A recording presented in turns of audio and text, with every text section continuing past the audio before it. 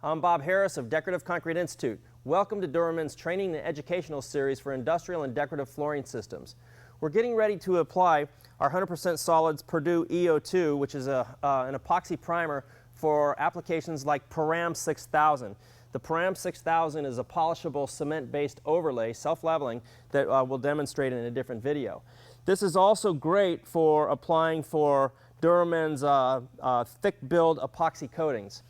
So what we're going to do is we're going to mix a small batch for demonstration purposes here.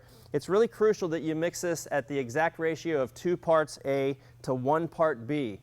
Really be particular on your measurements. I see a lot of people make common mistakes and they think, oh, this is close enough, and wonder why right out in the middle of a floor they have a spot that's never hardened or set up. So be very specific with your mix ratios. For demonstration purposes on a small panel like this, these buckets are very useful, or if you're doing samples in your shop, perhaps on a rainy day. This column right here, oftentimes applicators don't even know that this is available for their use, but it takes the guesswork out. So if we look here, this column says 2 to 1. So what I'm going to do is on the left side, I'm going to fill up my A side of the E02 to the 4, and then I'm going to fill up the B side to the 4 on this, and that gives me an exact ratio of 2 to 1. Now look, if you're out on a real application, you want to have a secondary bucket, and you always want to make certain that you're in fact putting 2 parts to 1 part. Some people even go to the next extreme. They'll even have a third bucket. So once they've weighed out their 2 parts, they'll dump it in the clean bucket, and then they'll take their 1 part and dump it into a clean bucket, and you know that there's not going to be any issues or any problems with mixed ratios. Another thing to be concerned about, this is a very thick viscosity epoxy, 100% solids. So oftentimes what I'll see happen on a job site is when they're dumping it from the bucket into this container, some of this material will get on the side of the bucket, and especially if we don't fill the rest of the way up with this, you have unmixed material on the side of the bucket. And then of course when you go to dump it onto the floor, the first thing that hits the floor is unmixed material. So be really particular on your mix ratios. Now for this application, we're looking for a concrete surface profile, a CSP, of somewhere between 3 and 5, which is easily obtainable with the dustless grinding that we've demonstrated and shot blasting as well. In preparation for our Duraamen 6000, what we're going to do is we're going to roll down this material somewhere in the vicinity of probably 10 to 15 mils thick, but what's really important is that we're going to broadcast sand to refusal. So once we've rolled the entire panel, that's called a sand broadcast to refusal or to rejection, meaning that you throw as much sand on there until it's literally built up a layer. You want more sand in this case. More is better. If you see some slick or damp spots bleeding through, you haven't thrown enough sand. Once the sand dries, or once the epoxy dries, we come back the following day, we scrape the surface, and then we vacuum all the residual sand that's not adhering into the epoxy, and then you're ready to go onto your Duraamen 6000 self-leveling topping. So let's get going on this.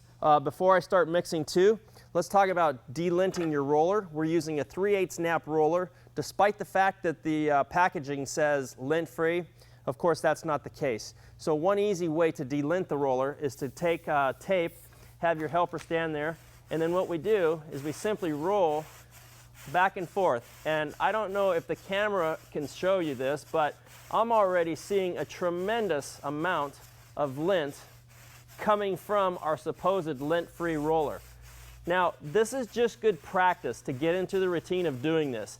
Is it crucial for our E02 application? Not really, because we're broadcasting sand and then we're going over the top of that with a cement topping, so it's not crucial. But you'll find that guys that do epoxies for a living, it's just good practice and good routine to get into the habit of delinting your roller, and that's one way to do it. Okay, now let's go with our 2 to 1 ratio. We're always going to start with part A. Now, I'm going to just mix this part right here, and I'm going to precisely dump it right up to the 4 side, to the number 4 on the column of the 2 to 1 ratio.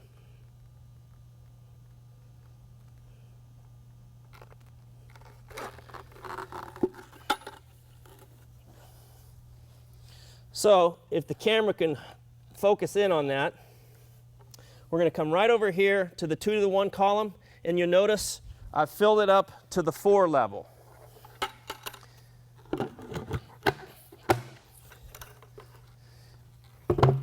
Now what I'm going to do is take our B side of the E02, and on this side I'm going to put the remaining on this column all the way up to the 4 right here that you see. So we started with the A side to here, now we're going to go all the way up to here for the B side, and that gives us our 2 to 1 ratio. So for mixing small batches, as I mentioned already, or for sampling purposes, it's just a great process of mixing. So I'm looking at this side now.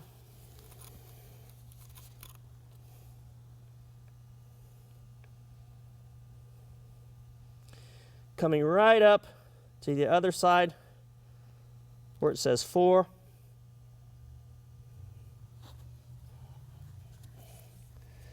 One other little good tip I've learned, that if you're not mixing full batches, which is rare on a big commercial job, you're going to always mix full batches.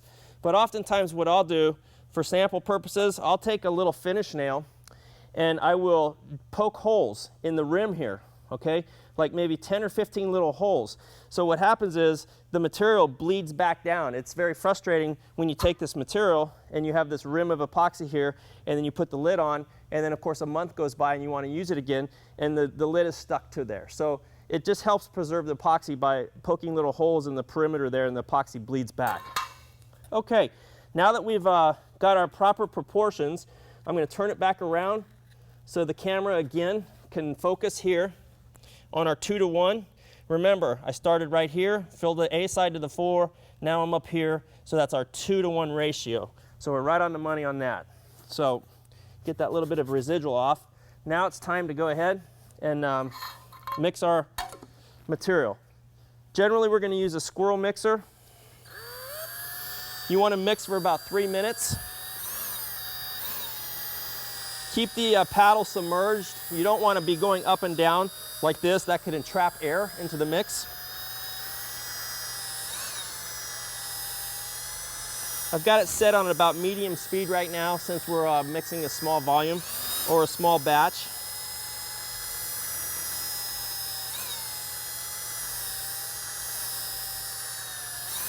So typically what you're doing on a job site is you'll have one person that's actually applying it on a large batch. So if we're making a whole 3-gallon kit like we were showing here, basically once it's mixed, you're going to dump a good volume right onto the floor, and then somebody's going to use what we refer to as a notch squeegee, and they're going to notch squeegee it onto the surface, getting the material down very promptly and swiftly, and then one other person will come right behind them and they'll use the 3/8 roller to roll the material down, and then you'll come back and you'll do your sand broadcast to refusal. So I'm going to mix this for another 2 minutes, and then we'll get busy with the application of the material. Our material mixed for 3 minutes.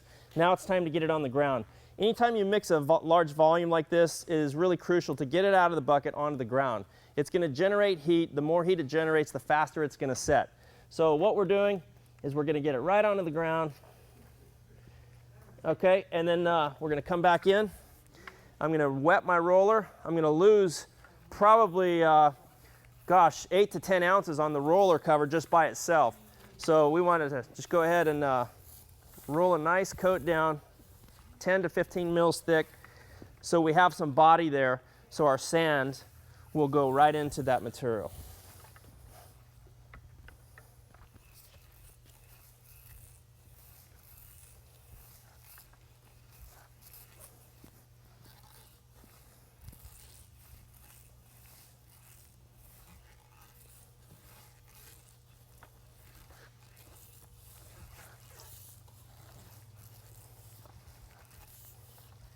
We've rolled down our coat of Perdure E02 100% solids epoxy primer. Now it's time to broadcast sand to refusal. It is important that you use roughly a 30 mesh clean, dried sand. You don't want to use like a play sand that's real fine. So you want to get that sand on there pretty quickly right after you've applied your epoxy primer. So you can see how I'm putting it on. You definitely want to go until it will not accept any more sand. You can see where it's starting to turn white. That's where we're starting to get it to where it's building up to refusal, meaning it's not going to take any more. Pay close attention to these edges.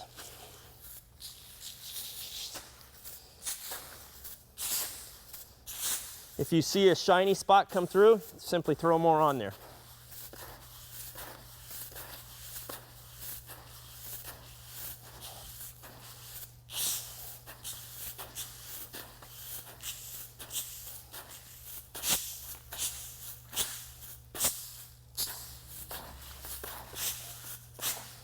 As I said, this material will be tack-free in these conditions in probably about 7 hours or so. And then we'll come back the following day. We'll take a floor scraper. We'll scrape any of the ridges off and vacuum the residual. And then we're ready to go with our next application, which is the Duraamen 6000 cement-based topping.